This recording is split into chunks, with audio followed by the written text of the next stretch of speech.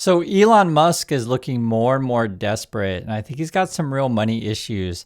And I want to show you guys what we're talking about here. So first, inside Elon Musk 1.25 trillion AI in space mega merger. Okay? So the richest dude in the world, supposedly, is telling you, guys, I've got this company, XAI and SpaceX. They've come together. We're going to take it public. We're going to get some of your money because, I mean, we want to share the wealth, right? And the question I always pose to you is like, if this dude has so much money that he claims he has, why is he always asking people for money? Like, why are you going IPO? Just keep it private. Because according to Elon, he's already got the infinite money glitch. So why are you asking us for money? Physical robots, I call Optimus the infinite money glitch because you can use them to make more Optimuses. Yeah, you still like humanoid robots will improve as will basically be three exponentials, three things that are growing exponentially multiplied by each other. Yes. Recursively. So you're going to have you have exponential increase in digital intelligence, exponential increase in the chip capability, the AI chip capability, and an exponential increase in the electromechanical dexterity. The usefulness of the robot is roughly those three things multiplied by each other. But then the robot can start making the robots. So you have a recursive multiplicative exponential. This is supernova. And this is how basically Elon Musk is trying to pitch everyone on why you should give him a bunch of money. Guys, I've got this plan, okay? It's the infinite money glitch. I'm promising you it's going to just make money all by itself passively. I build a bunch of robots, and then those robots build a bunch of robots. And then those robots build a bunch of robots. And oh my God, we are going to be so rich, right? And if that were the case, why don't you just build your robots that build the robots that build the robots all by yourself and print money? Like, why do you need to like do the song and dance all the time? You're already the richest dude in the world, right? Why don't you just build your dang robots and make the money? It's such a bizarre thing that anyone would fall for this stuff.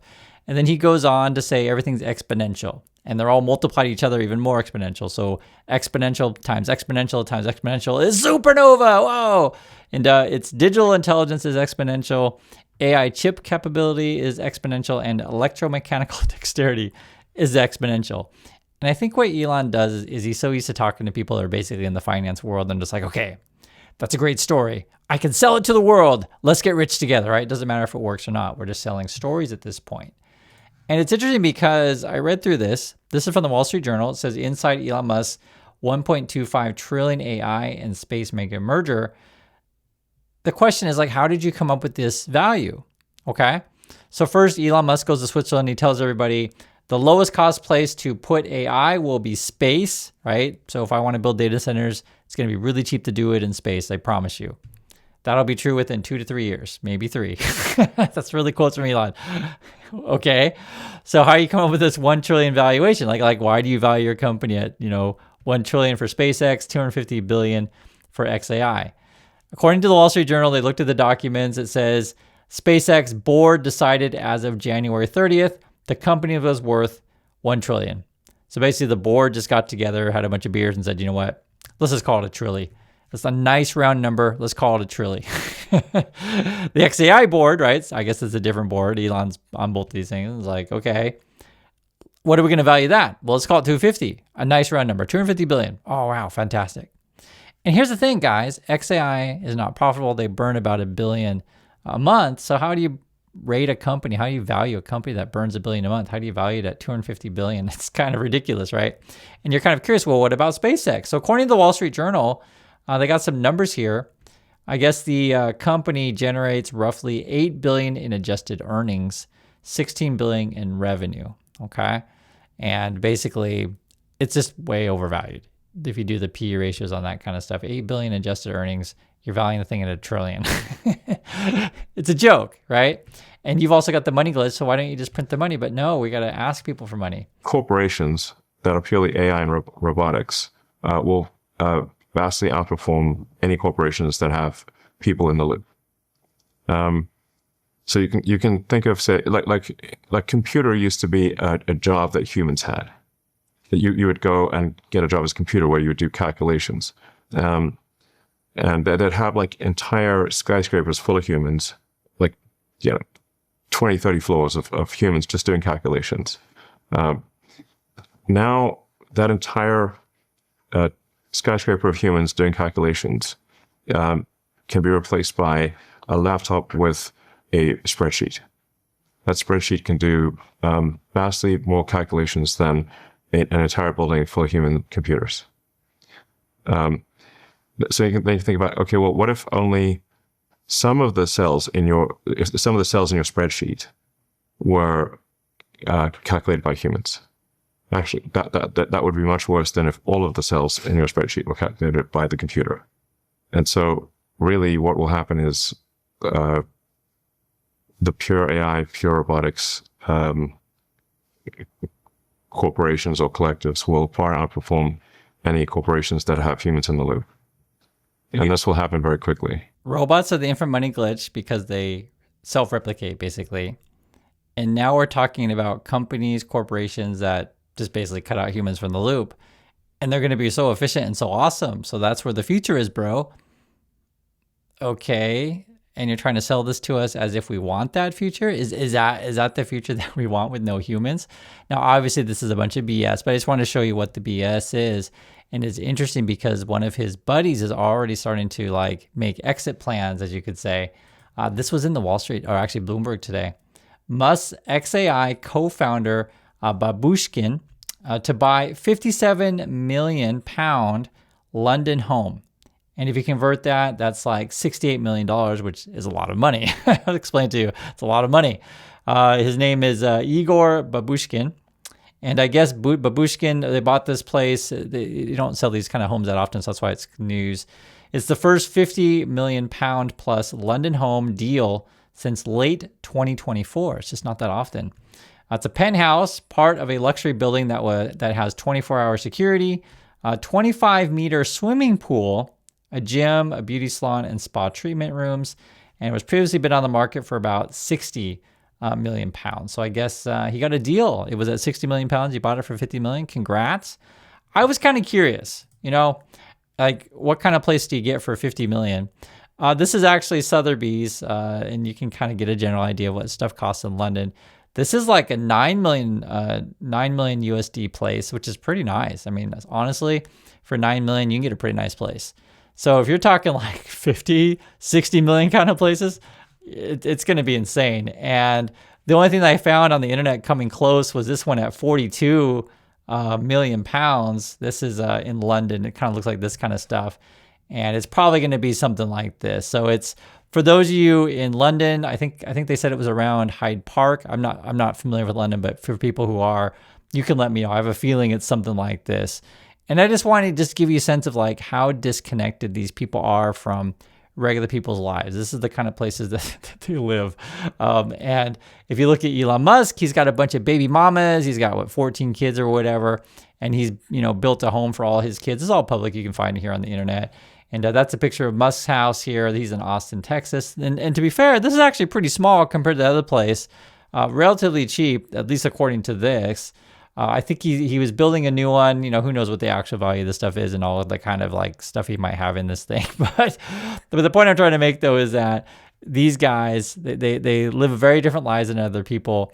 And then they just sit around and like play these games selling you a bunch of hot air and hopes and dreams.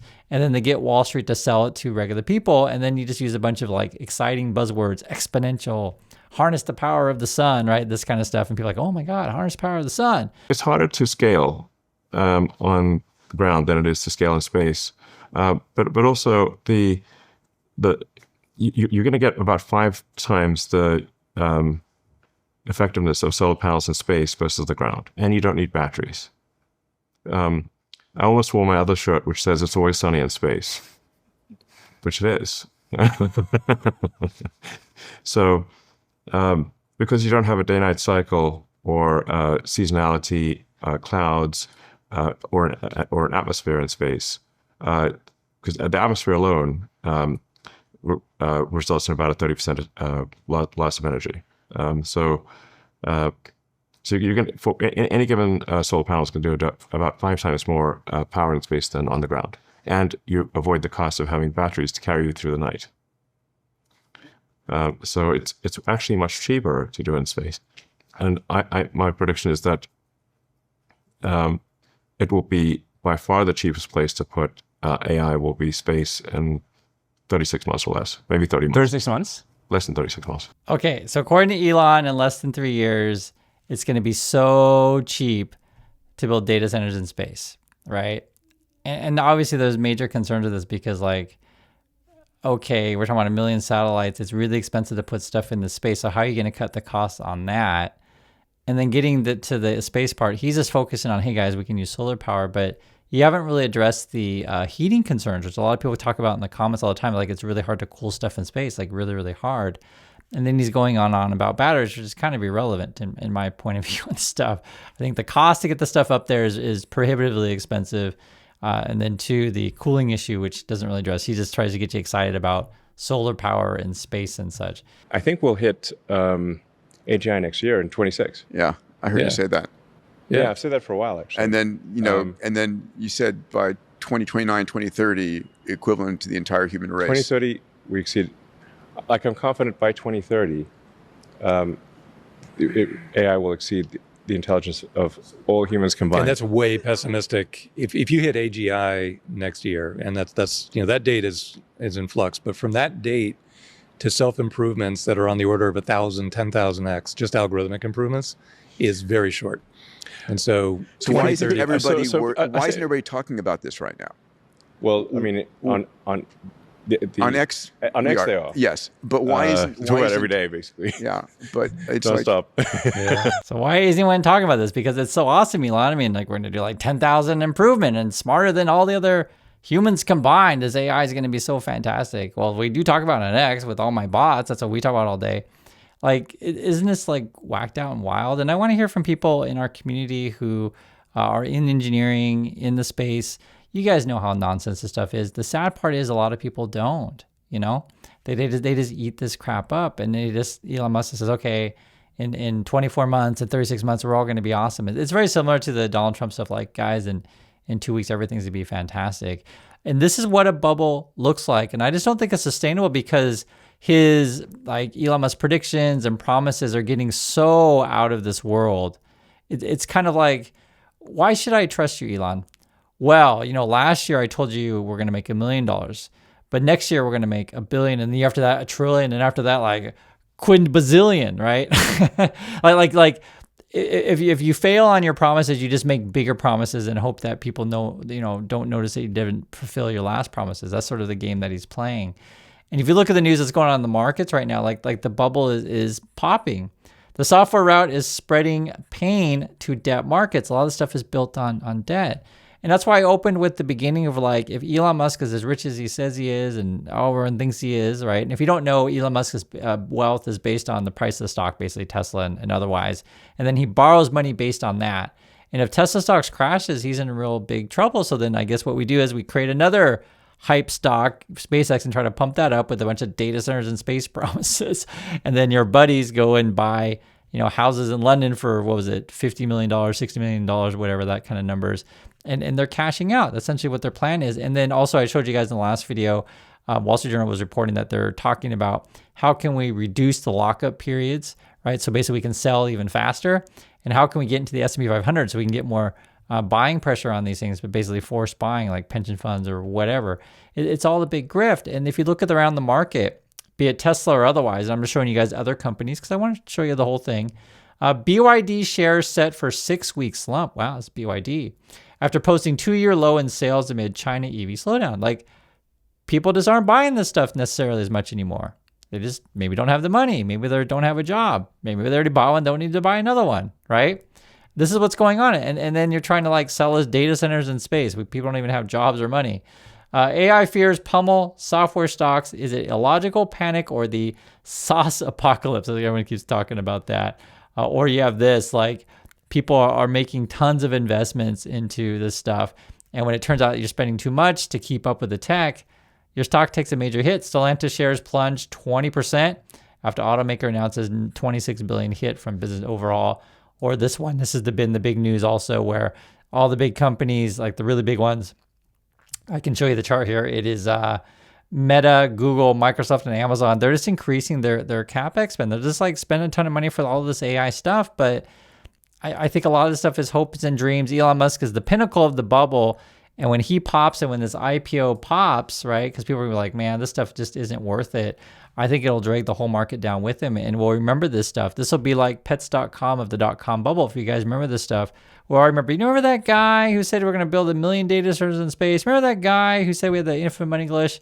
Like, why would anyone believe that guy? He was at one point the richest dude in the world. And we're going to look back and just laugh.